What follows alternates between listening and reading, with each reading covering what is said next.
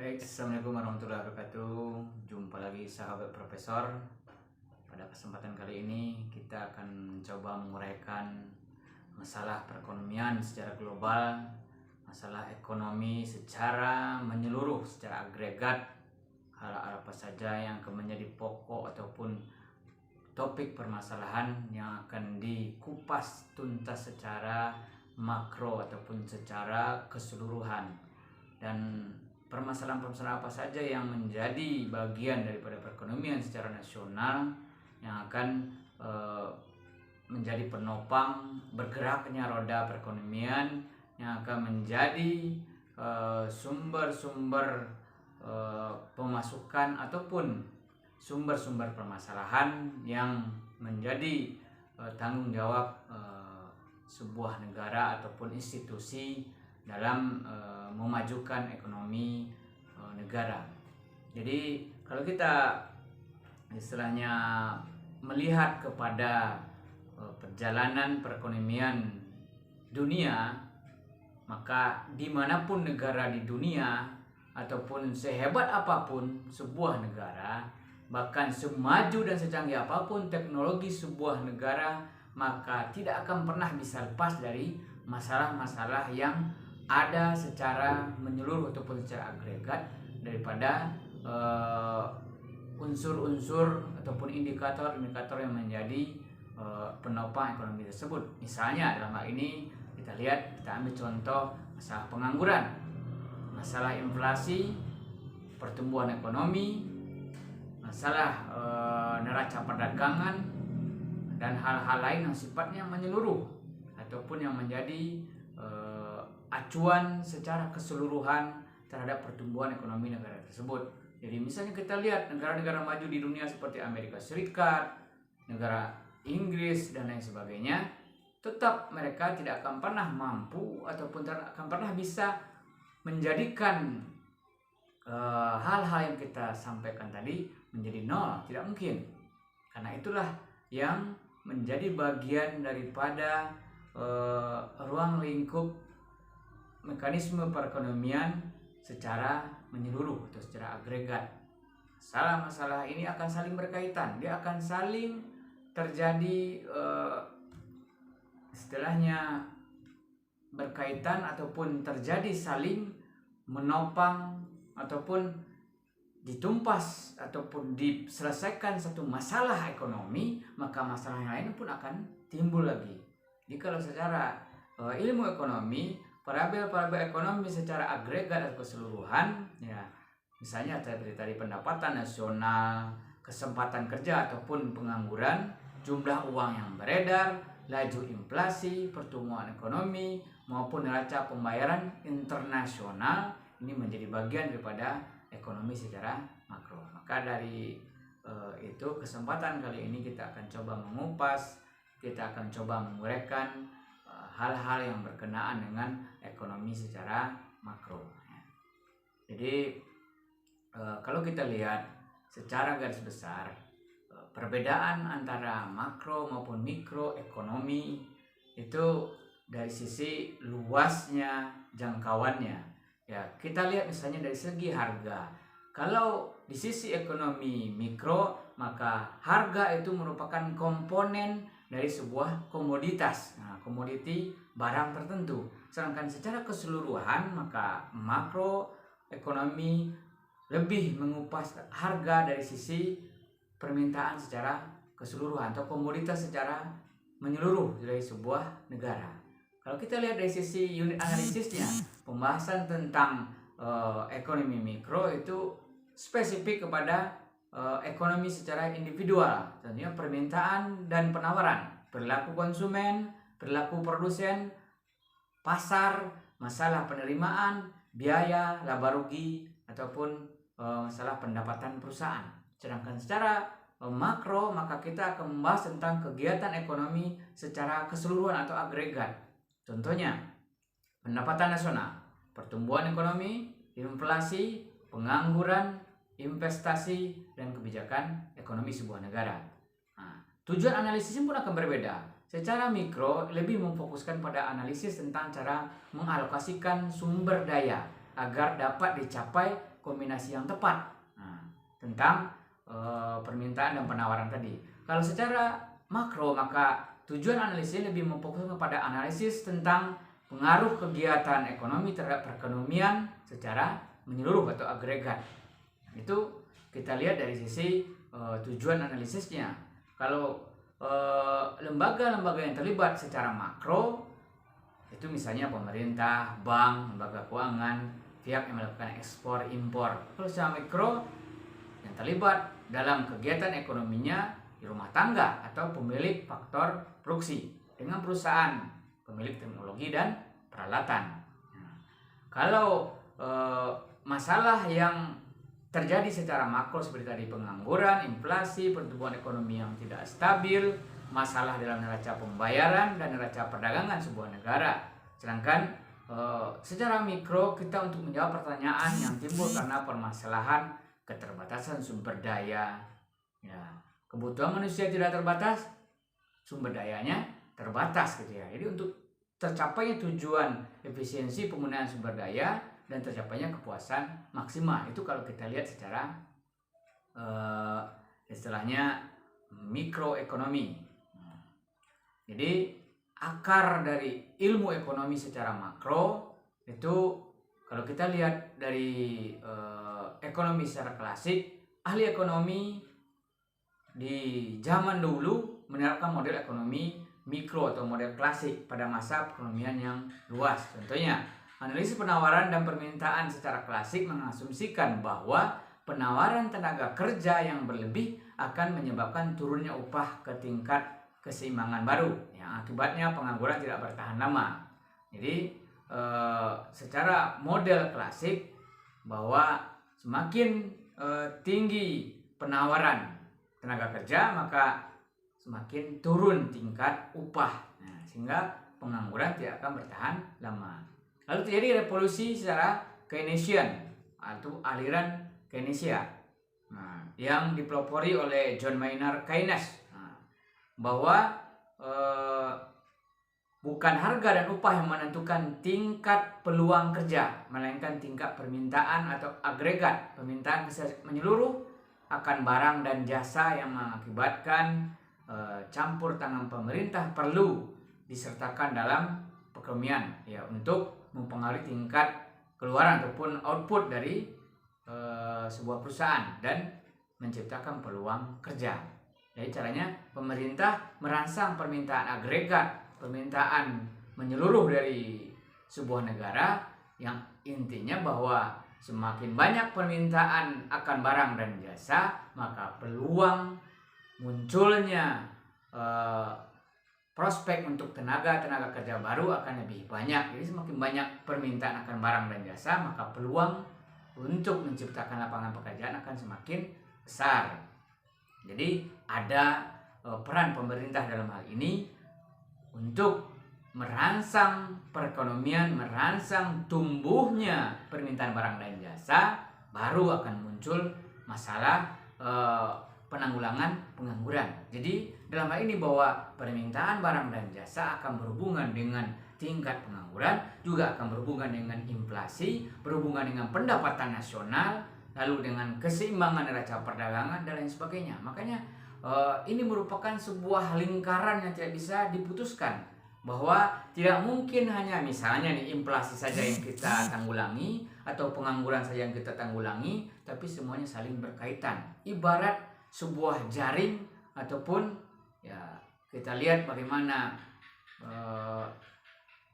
lingkaran ini, ya kalau kita bisa istilahkan lingkaran setan misalnya, dia tidak akan pernah bisa keluar dari putaran itu.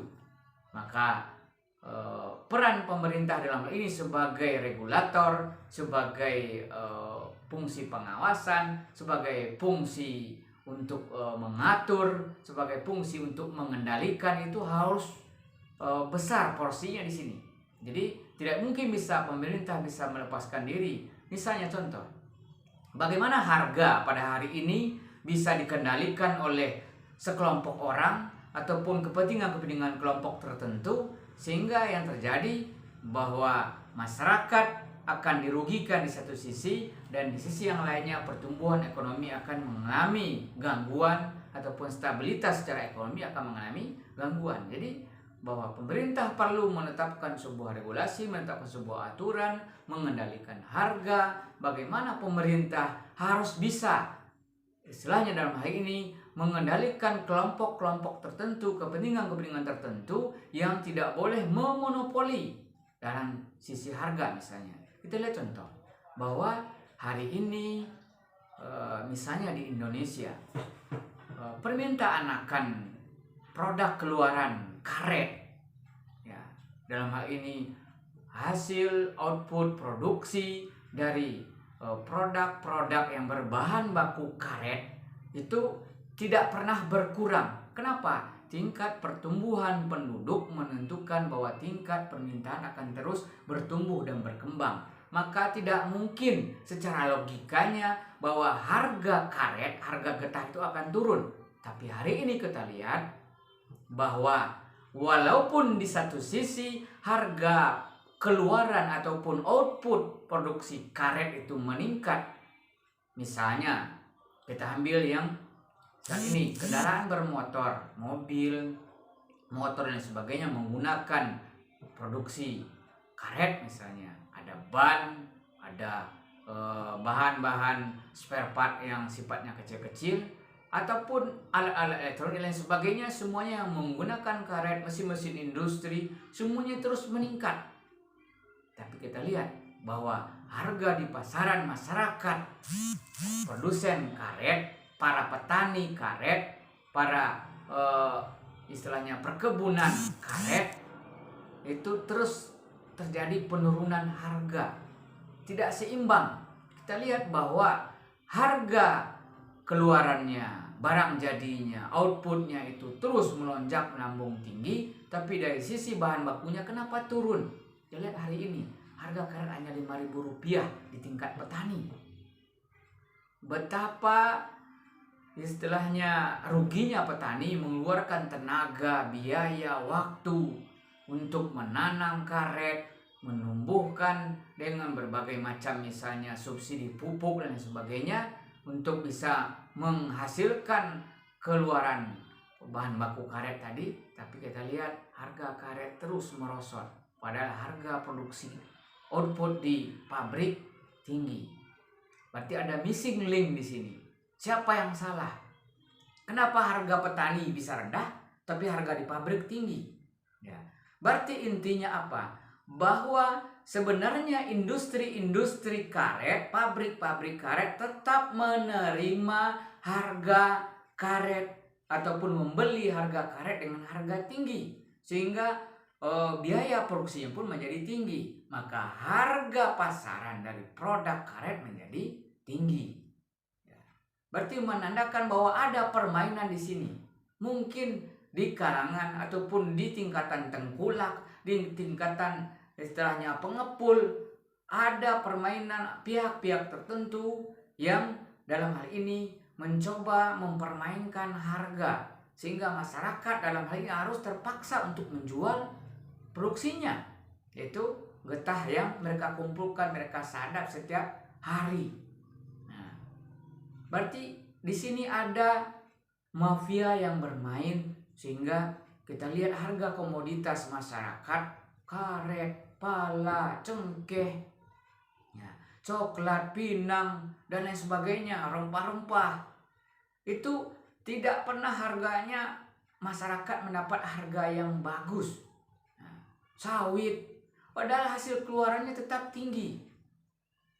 Padahal tenaga kerja pun biayanya tidak tinggi. Tapi kenapa HPP, harga pokok produksi untuk produk-produk komoditas tadi tetap tinggi? Karena permintaan masyarakat tinggi, tapi kenapa masyarakat yang di kalangan petani menjual harganya rendah? Mereka mau tidak mau harus terpaksa.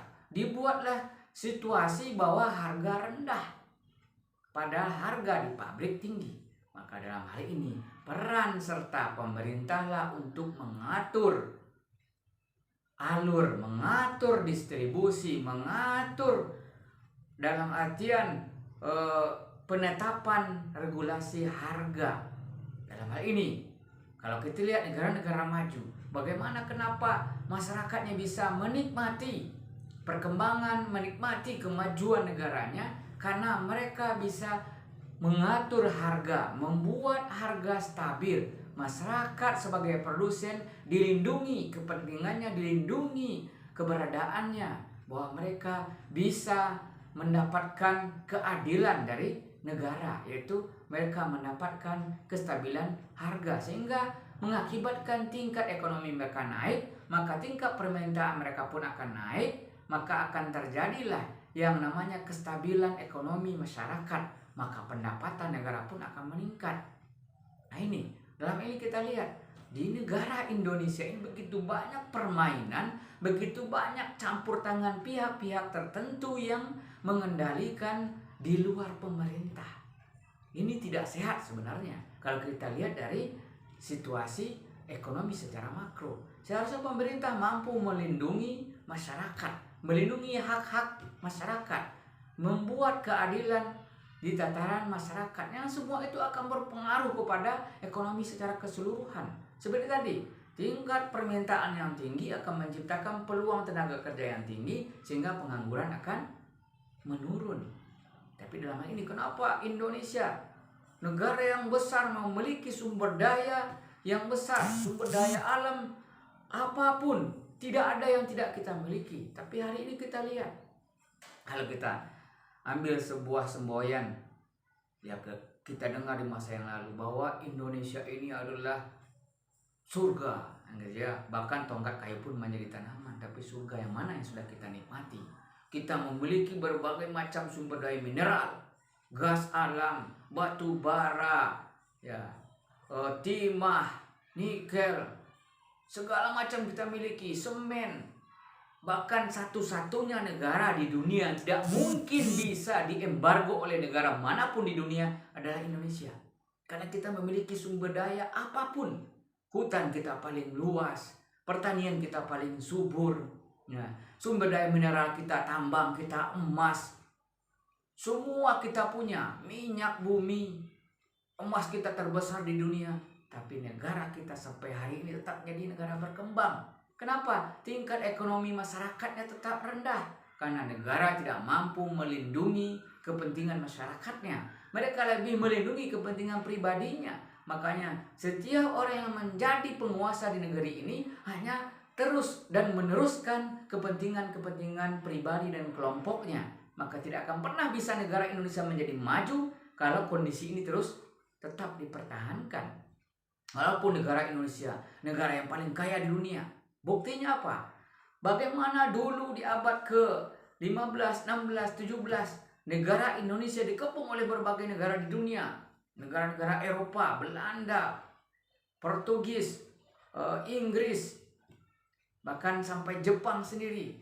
Berbagai negara di dunia mendatangi Indonesia untuk mencuri kekayaan alamnya, menguasai ekonominya, menguasai wilayahnya. Bahkan Belanda sampai 350 tahun berkuasa secara ekonomi, secara lahan dan lain sebagainya di Indonesia. Kenapa? Karena Indonesia begitu kaya, emas kita begitu banyak.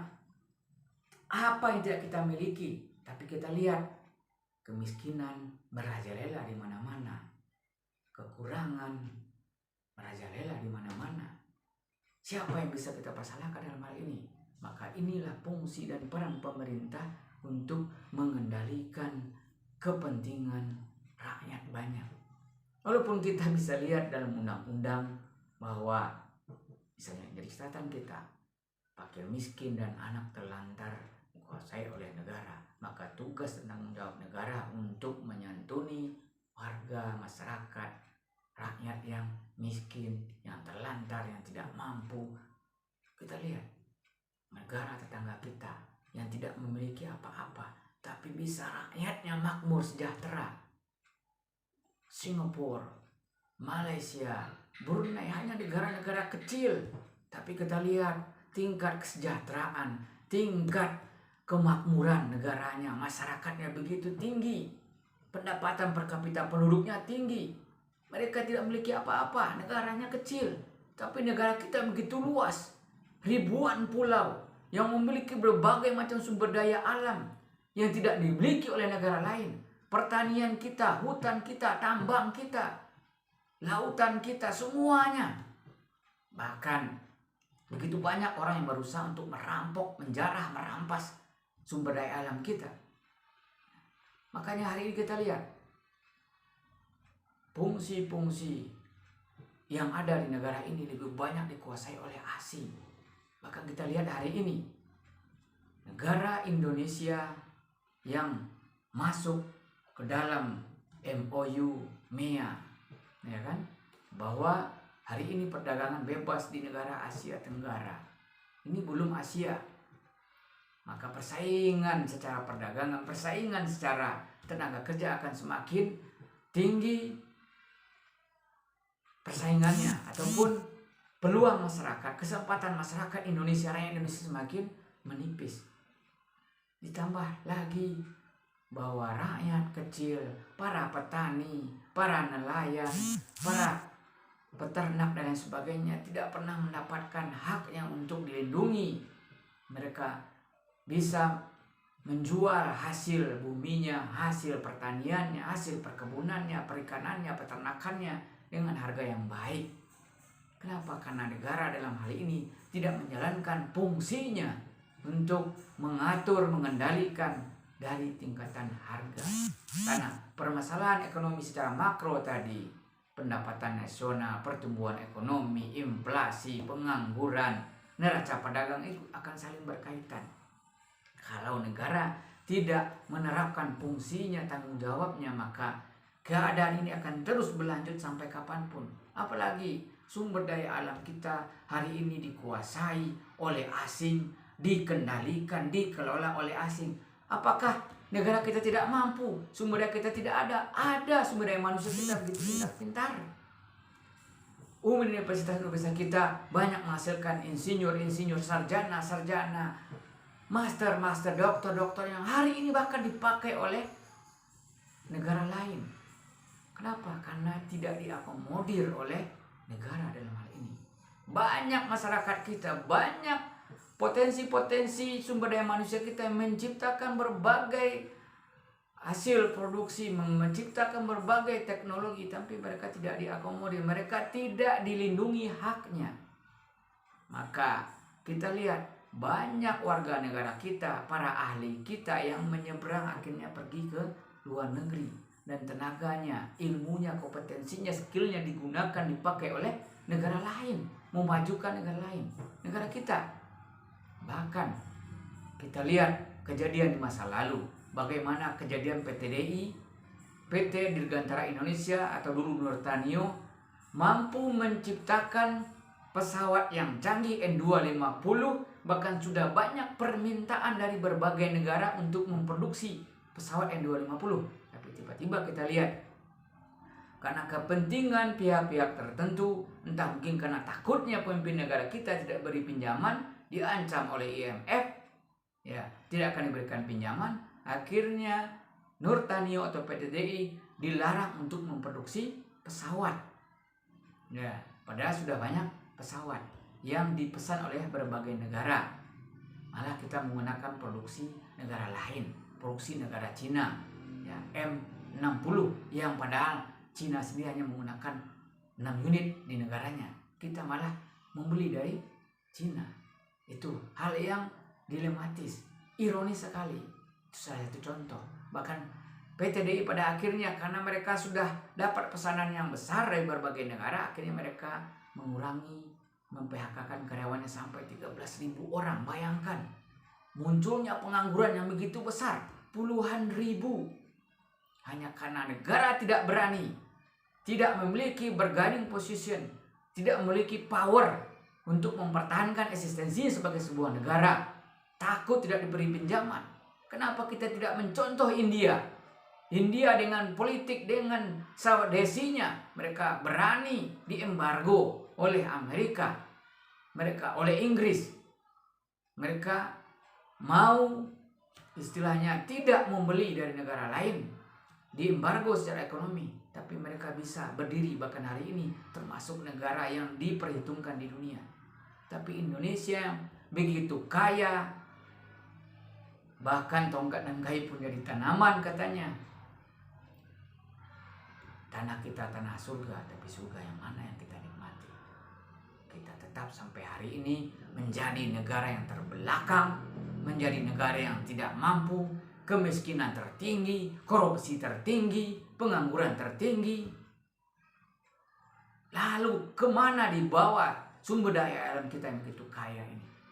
Dalam hal ini masyarakat Indonesia harus bangkit, harus mau mempertahankan, memperjuangkan eksistensi keberadaan mereka.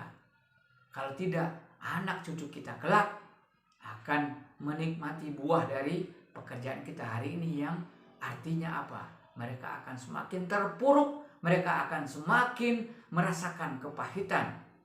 Bahkan kenapa kita hari ini ekonomi kita bukannya semakin naik, tapi terus merosot. Walaupun katanya infrastruktur terus dibangun, tapi dengan apa? Dengan pinjaman. Yang akibatnya apa? Kita lihat contohnya hari ini. Tenaga kerja asing yang dalam hal ini para investor yang dipinjam uangnya, dalam hal ini negara Cina, ya. Tenaga kerja mereka dimasukkan ke Indonesia untuk mengelola proyek-proyek mereka. Walaupun infrastruktur dibangun, tapi tidak, masyarakat, tenaga kerja kita tidak mendapat porsi yang seimbang, malah yang lebih banyak tenaga kerja asing. Nanti akibatnya apa? Terus berdatangan imigran, tenaga kerja dari asing yang akan akhirnya menetap di Indonesia, yang nanti akan mengakibatkan ya persaingan ekonomi, persaingan tenaga kerja juga semakin besar, semakin tinggi, utang Indonesia semakin besar. Pada akhirnya mungkin negara kita akan dikuasai kalau tidak mampu lagi membayar hutang. Jadi untuk apa dibangun infrastruktur yang begitu banyak kalau itu hanya akan menambah tingkat kesulitan, tingkat pertumbuhan ekonomi kita terus merosot, karena masuknya investor asing bukannya menambah kemakmuran, tapi menurunkan tingkat pertumbuhan ekonomi kita. Ini yang harus menjadi perhatian. Nah, jadi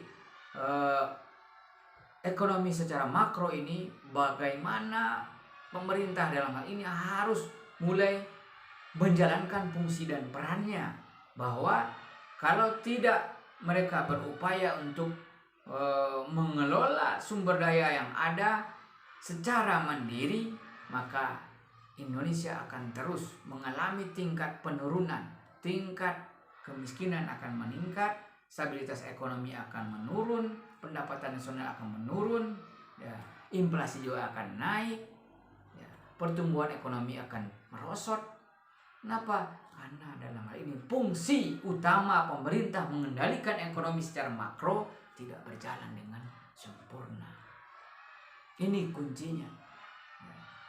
Kalau tidak, masalah-masalah ekonomi secara makro tadi tidak akan pernah bisa ditanggulangi. Ya. Secara jangka pendek, bagaimana stabilisasi meliputi inflasi, pengangguran, ketimpangan neraca pembayaran, yaitu keluar masuknya produksi barang kita, yaitu ekspor dan impor. Kalau jangka panjang, pertumbuhan penduduk, pertambahan kapasitas produksi, ketersediaan dana investasi, itu menjadi kecakupan masalah ekonomi secara makro. Jadi analisis jangka pendeknya, kalau tadi kita melihat dari sisi analisisnya atau kebijakan-kebijakan stabilisasi, faktor-faktor yang tidak berubah, pertama kapasitas total perekonomian, jumlah penduduk dan angkatan kerja itu tidak berubah, malah cenderung meningkat. Lembaga-lembaga sosial, politik, ekonomi itu juga tidak berubah. Nah, berapa kebijakan ekonomi jangka pendek antara lain misalnya menambah jumlah uang beredar, menurunkan bunga atau suku bunga kredit bank, menetapkan pajak impor, menurunkan pajak pendapatan, menambah pengeluaran pemerintah, mengeluarkan obligasi negara dan sebagainya. Itu beberapa kebijakan ekonomi yang bisa digulirkan oleh pemerintah untuk meningkatkan ataupun menanggulangi, mengatasi permasalahan tadi baik jangka pendek maupun jangka panjang. Jadi secara logikanya menambah uang beredar, katanya ini akan mengakibatkan inflasi. Tapi negara kita meminjam ke negara lain itu kan juga sama menambah uang beredar. Intinya apa berarti? Kalau begitu kenapa tidak kita yang menciptakan uang sendiri? Kalau sama kita meminjam ke negara lain juga menambah uang beredar, kita mencetak uang sendiri juga menambah uang beredar, yang nanti katanya menakutkan terjadinya inflasi, lalu kenapa kita tidak mengatur sendiri? Menandakan ada permainan di belakang sana yang mengendalikan uang ataupun alat tukar secara global. Jadi dalam hal ini bank sentral ini menghidup kepada kepentingan-kepentingan yang lebih besar yang mengendalikan ekonomi secara global. Nah, kalau enggak, seharusnya sebuah negara bisa mengatur ekonomi sendiri, menciptakan uang sendiri, lalu mengatur laju uangnya sendiri, bagaimana mendistribusikan uang secara ekonomi. Itu seharusnya pelaku ekonomi sebuah negara itu bisa mengendalikan sendiri. Jadi kembali lagi kepada permasalahan kita secara makro, bahwa aspek-aspek perekonomian seperti misalnya objek perekonomian dan tempat berlangsungnya kegiatan perekonomian, pelaku ekonomi dalam perekonomian, ini menjadi kerangka analisis kita secara makro. Lalu 4 pasar yang ada di dalam ekonomi makro. Yang pertama pasar barang, tapi secara agregat. Pasar barang dalam hal ini bukan berarti mencirikan atau identik dengan tempat yang pemaknaan dari pasar tempat bertemunya penjual dan pembeli, tapi pasar barangnya harus sirkulasi barang dalam sebuah negara secara menyeluruh. Nah, lalu pasar uang juga bukan berarti tempat bertemunya penjual dan pembeli uang, tapi dalam hal ini harus sirkulasi, harus distribusi uang. Dalam hal ini berhubung kembali tadi dengan yang namanya uang beredar. Yang ini bisa berdampak kepada arus neraca pembayaran sebuah negara, akan mengatur keseimbangan ekspor dan impor, lalu meningkatkan pertumbuhan ekonomi, meningkatkan pendapatan nasional dan sebagainya. Ini saling berkaitan. Mungkin kesempatan lain kita akan bahas secara detail tentang 4 permasalahan ini, gitu ya. Lalu berikutnya adalah pasar tenaga kerja. Pasar tenaga kerja, ya berarti permintaan tenaga kerja secara menyeluruh, secara agregat dalam sebuah negara. Ini tetap kembali kepada peran dan fungsi pemerintah untuk mengendalikan dengan regulasi-regulasinya. Misalnya menetapkan upah kerja, upah minimum regional yang nanti akan mengakibatkan tenaga kerja di institusi, di industri, di perusahaan-perusahaan akan mendapatkan haknya. Nah, jadi memang secara makro ini permasalahan ini tidak akan pernah bisa dipisahkan. Bagaimana permintaan bisa diciptakan oleh pemerintah, penawaran produk diciptakan oleh perusahaan-perusahaan, ini tetap fungsi regulasi dalam hal ini menjadi begitu besar. Karena peran pemerintah mengatur laju pertumbuhan ekonomi akan saling berkaitan seperti tadi, inflasi, pengangguran, pendapatan nasional, pertumbuhan ekonomi, neraca pembayaran, keseimbangan ekspor impor, itu akan saling berkaitan, tidak akan pernah bisa dilepaskan. Menanggulangi pengangguran bisa berakibat kepada inflasi, meningkatkan ekspor bisa berakibat kepada inflasi, mengurangi impor bisa berakibat kepada inflasi, dan seterusnya, saling berkaitan. Semakin turun, jadi memang akan harus ada neraca keseimbangan ekspor impor. Semakin banyak ekspor berakibat kebutuhan dalam negeri bisa tidak tercukupi, semakin banyak impor juga akan mengakibatkan mata uang asing lebih tinggi daripada mata uang dalam negeri, bisa akan mengakibatkan inflasi juga. Jadi memang saling jaringan ataupun yang namanya seperti yang saya sampaikan tadi, ini lingkaran setan. Maka harus cerdas dalam hal ini pemimpin sebuah negara. Yang berikutnya pasar luar negeri, yaitu ekspor impor tadi. Dan ini tetap harus kita akomodir, tidak bisa dihilangkan ekspor, dihilangkan impor, tapi adanya keseimbangan sehingga tidak terlalu banyak menumpuk barang di dalam negeri ataupun tidak terlalu habis di dalam negeri. Begitu juga sebaliknya, tidak terlalu banyak masuk barang dari luar negeri sehingga barang di dalam negeri menjadi murah, tapi adanya keseimbangan neraca pembayaran, keseimbangan ekspor dan impor. Lalu pelaku ekonomi secara makro, ya dalam perekonomian ada rumah tangga dalam ini rumah tangga pribadi, rumah tangga produsen, rumah tangga perusahaan, ya, lalu pemerintah dan negara-negara lain. Jadi 4 komponen ini ada 4 pasarnya: pasar barang, pasar uang, pasar tenaga kerja, pasar luar negeri. Pelaku ekonominya pun 4 secara makro: rumah tangga, perusahaan, pemerintah, dan negara lain. Jadi sirkulasi ini yang harus, kalau kita gambarkan secara diagramnya, sirkulasi ini bagaimana keseimbangan pasar luar negeri, pasar barang, pasar tenaga kerja, perusahaan, permintaan dari rumah tangga, terciptanya yang namanya aliran barang dan jasa, aliran pembayaran, aliran tenaga kerja, ya, aliran uang. Ini menjadi fungsi utama tugas pemerintah dalam hal ini untuk mengatur secara makro. Jadi bahwa pertumbuhan ekonomi, neraca pembayaran, pendapatan nasional, tingkat peluang tenaga kerja ataupun pengangguran, masalah-masalah yang lain yang berkaitan dengan hal ini fungsi utama dari pemerintah untuk menetapkan regulasi, untuk pengendalian, untuk pengawasan, untuk memberikan sanksi, untuk memberikan reward dan lain sebagainya. Ini harus dijalankan. Kalau tidak, sirkulasi ini, aliran ini tidak akan berjalan secara sempurna ataupun malah akan terjadi ketimpangan secara nasional. Jadi bagaimana untuk meningkatkan pertumbuhan ekonomi, bagaimana untuk meningkatkan pendapatan nasional, bagaimana untuk mengurangi tingkat pengangguran, bagaimana untuk mengurangi tingkat yang namanya inflasi bisa stabil, tidak terlalu rendah, tidak terlalu tinggi. Ini semuanya kembali kepada peran serta pemerintah secara makro.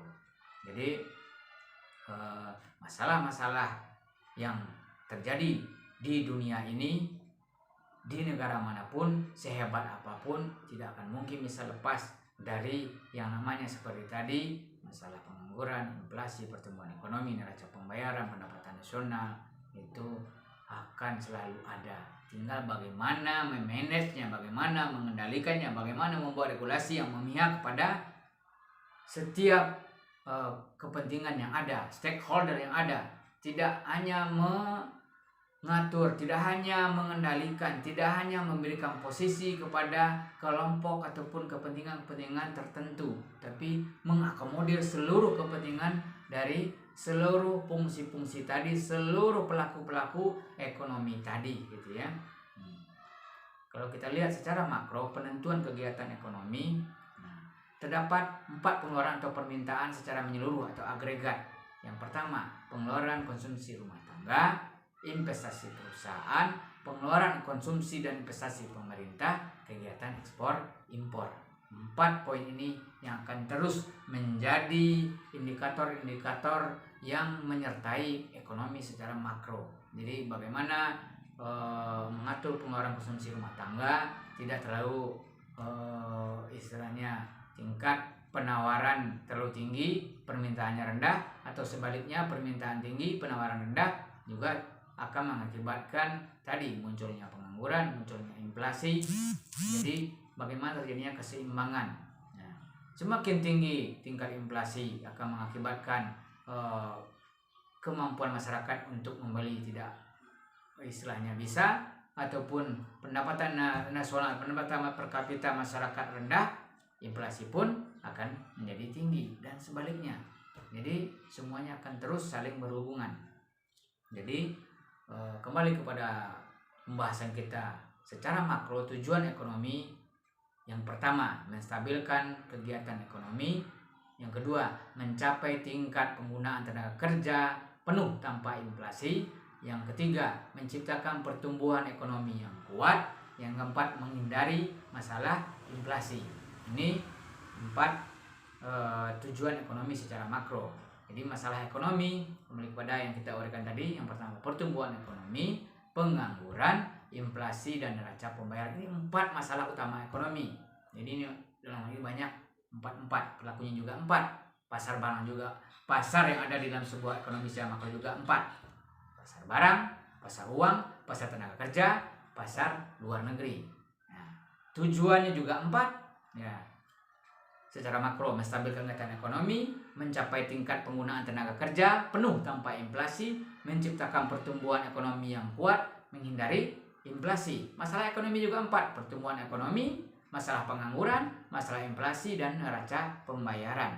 Nah, ini akan menjadi bahasan secara kompleks dari ekonomi secara makro ataupun menyeluruh. Nah, jadi permasalahan-permasalahan ini yang harus dituntaskan oleh negara dalam hal ini. Seperti tadi, yang pertama masalah pertumbuhan ekonomi. Apa itu pertumbuhan ekonomi? Perkembangan kegiatan dalam perekonomian yang menyebabkan barang dan jasa yang diproduksi dalam masyarakat bertambah dan kemakmuran meningkat. Nah, ini yang disebut dengan pertumbuhan ekonomi. Jadi kalau misalnya pertambahan barang dan jasa meningkat yang diproduksi oleh masyarakat, oleh rumah tangga tadi, baik rumah tangga secara individu ataupun rumah tangga masyarakat atau rumah tangga perusahaan, bertambah tapi tidak mengakibatkan, tidak meningkatkan kemakmuran, itu menandakan ada yang salah. Dalam hal ini masyarakat produksinya meningkat, permintaan meningkat, tapi tingkat pertumbuhan ekonominya tidak meningkat. Ini ada missing link di sini yang harus menjadi pokok persoalan utama yang harus dituntaskan oleh pemerintah. Seperti yang kita bahas di awal tadi, bahwa peran serta pemerintah mengatur, mengendalikan harga menjadi suatu penentu dalam hal ini. Komoditas-komoditas masyarakat kalau bisa dilindungi harganya, maka pertumbuhan ekonomi akan meningkat. Itu kuncinya. Nah, jadi masalah pertumbuhan ekonomi itu akan bisa teratasi, akan bisa ditingkatkan kalau peran serta pemerintah dalam menetapkan aturan, membuat regulasi, mengatur, mengendalikan, misalnya di sisi harga tadi, maka ekonomi akan tumbuh, pendapatan nasional akan meningkat karena pendapatan per kapita penduduk akan meningkat. Nah, maka akan menurun pengangguran. Kenapa? Tingkat permintaan tinggi mengakibatkan produksi dari perusahaan meningkat, berarti mereka akan merekrut tenaga kerja yang banyak. Nah, sehingga inflasi bisa ditekan karena produksi banyak. Nah, sehingga pertumbuhan ekonomi akan tinggi. Neraca perdagangan pun akan seimbang. Berikutnya kita lihat masalah yang kedua, itu masalah pengangguran. Apa itu pengangguran? Keadaan seseorang yang tergolong dalam angkatan kerja, ingin mendapatkan pekerjaan tetapi belum dapat memperolehnya. Apa penyebab pengangguran? Yang pertama, kekurangan pengeluaran agregat. Apa itu pengeluaran agregat? Berarti tingkat permintaan masyarakat secara menyeluruh kurang. Ya, terhadap apa? Terhadap barang dan jasa. Apa disebabkan oleh apa? Karena rendahnya tingkat ekonomi masyarakat. Pendapatan per kapita penduduk rendah. Nah, itu. Yang berikutnya apa penyebabnya? Karena ingin mencari pekerjaan yang lebih baik. Itu bisa menjadi salah satu penyebab. Yang berikutnya, perusahaan menggunakan peralatan produksi yang modern sehingga tenaga kerja dikurangi penggunaannya. Ini juga menjadi acuan. Ya. Yang berikutnya, ketidaksesuaian antara keterampilan pekerja dengan keterampilan yang diperlukan industri. Jadi ini pun menjadi sebuah PR yang besar bagi pemerintah untuk menciptakan tenaga kerja yang ahli yang sesuai dengan permintaan industri. Maka jurusan-jurusan ataupun skill-skill kompetensi yang dibahas di perguruan tinggi pun harus sesuai dengan permintaan industri. Itu penyebab dari munculnya pengangguran. masalah ekonomi yang berikutnya itu inflasi. Apa itu inflasi? Suatu proses kenaikan harga-harga yang berlaku dalam perekonomian. Jadi semakin tinggi harga-harga, semakin tinggi tingkat inflasi. Nah, jadi tingkat inflasi yang rendah itu 2-3%. Tingkat inflasi yang moderat antara 4-10%. Ini harus dikendalikan, diatur oleh pemerintah. Jangan sampai inflasi ini terlalu tinggi dan juga tidak terlalu rendah. Apa penyebab inflasi? Tingkat pengeluaran agregat yang melebihi kemampuan perusahaan untuk menghasilkan barang dan jasa. Apa pengeluaran agregat? Yaitu tingkat permintaan masyarakat ya tinggi, kemampuan perusahaan rendah untuk memproduksi. Nah, ini kan juga berhubungan dengan tenaga kerja tadi, berhubungan juga dengan yang namanya biaya tenaga kerja, biaya produksi. Apa biaya produksi? Biaya bahan baku yang tinggi. Anehnya, bahan baku yang diterima, yang dijual oleh masyarakat rendah, tapi bahan baku yang dibeli oleh industri, oleh pabrik, oleh perusahaan tinggi. Sehingga harga jual tinggi. Harga jual tinggi mengakibatkan permintaan masyarakat menjadi rendah, inflasi yang tinggi. Makanya seperti yang saya bilang tadi, dia akan saling berkaitan, saling istilahnya mempengaruhi. Tidak bisa dituntaskan salah satu, harus semuanya ditanggulangi. Yang berikutnya, penyebab inflasi. Pekerja di berbagai kegiatan ekonomi untuk kenaikan upah. Nah, kalau terjadi kenaikan upah tinggi, biaya produksi menjadi tinggi, maka harga menjadi tinggi. Nah, bahkan nanti pada akhirnya juga akan terjadi lagi pengangguran. Kenapa? Kalau perusahaan tidak mampu membayar biaya tenaga kerja, maka perusahaan akan mem-PHK dan seterusnya. Kenaikan harga barang impor. Nah, makanya kenapa harus terjadinya keseimbangan neraca pembayaran. Kalau terlalu banyak barang impor juga berakibat inflasi, terlalu sedikit juga berakibat inflasi. Jadi kalau harga barang tinggi dari impor karena melemahnya nilai tukar mata uang kita, itu juga mengakibatkan biaya bahan baku menjadi tinggi. Makanya harus ada keseimbangan terus-menerus. Yang keempat, penyebab dari inflasi, penambahan penawaran uang yang berlebih tanpa diikuti dengan oleh pertambahan produksi dan penawaran barang. Jadi bagaimana sirkulasi uang, distribusi uang ataupun mengatur jumlah uang beredar, ini juga kembali kepada peran serta pemerintah tadi. Penyebab inflasi yang berikutnya itu kekacauan politik dan ekonomi. Tidak stabilnya ekonomi, tidak stabilnya politik juga berakibat kepada naiknya harga-harga barang-barang, naiknya biaya produksi dan lain sebagainya. Jadi memang ekonomi secara makro ini sangat-sangat istilahnya intinya peran serta pemerintah ini harus terus begitu masuk ke seluruh sektor. Jangan sampai hanya kepentingan-kepentingan tertentu saja yang diakomodir. Nah, yang berikutnya masalah yang terakhir itu masalah neraca pembayaran. Apa itu neraca pembayaran? Ringkasan pembukuan yang menunjukkan aliran pembayaran yang dilakukan dari negara-negara lain ke dalam negeri dan dari dalam negeri ke negara-negara lain. Berarti ini adalah ekspor impor. Nah, ini harus terus ada keseimbangan neraca pembayaran.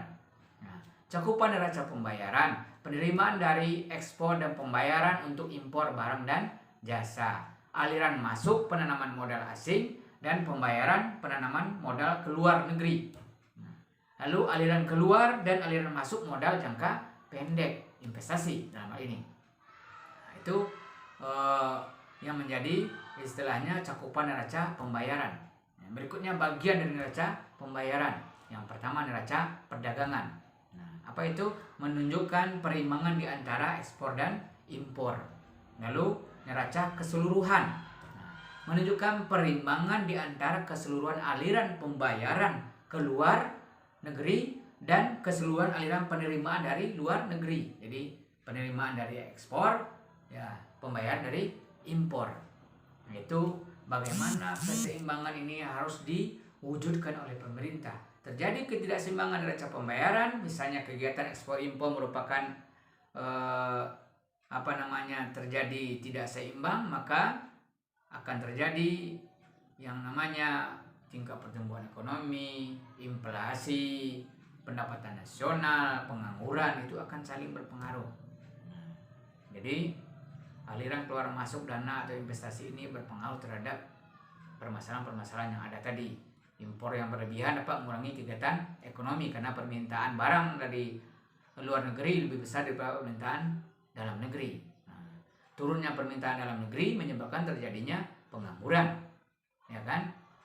Di samping itu modal dari dalam negeri akan mengalir keluar karena terlalu banyak ekspor tadi. Hal ini menyebabkan nilai mata uang domestik turun, jadi akan saling berkaitan. Ya, jadi pemerintah harus keseluruhan menanggulanginya, makanya agregat. Jadi neraca pembayaran ini menjadi PR besar pemerintah yang akan berakibat kepada hal-hal yang lainnya. Ketidakseimbangan neraca pembayaran, misalnya pembayaran yang dilakukan meliputi penerimaan dari ekspor dan pembayaran untuk impor barang dan jasa, aliran masuk penanaman modal asing dan pembayaran penanaman modal ke luar negeri, aliran keluar dan masuk modal jangka pendek, deposito di luar negeri dan sebagainya. Jadi dalam neraca pembayaran ada neraca perdagangan menunjukkan perimbangan di antara ekspor impor, neraca keseluruhan menunjukkan perimbangan di antara keseluruhan aliran pembayaran keluar negeri dan keseluruhan aliran penerimaan dari luar negeri. Makanya harus antisipasi defisit neraca pembayaran. Apa itu defisit neraca pembayaran? Berarti pembayaran ke luar negeri melebihi penerimaan dari luar negeri.